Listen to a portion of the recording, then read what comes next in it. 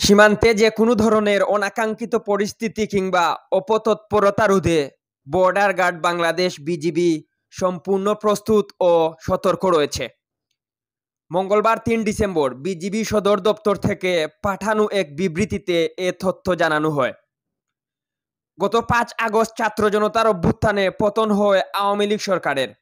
ভারতে পালিয়ে যান সাবেক প্রধানমন্ত্রী শেখ হাসিনা। এরপর থেকে দিল্লির সঙ্গে সম্পর্কের অবনতি হওয়া শুরু করে ঢাকার।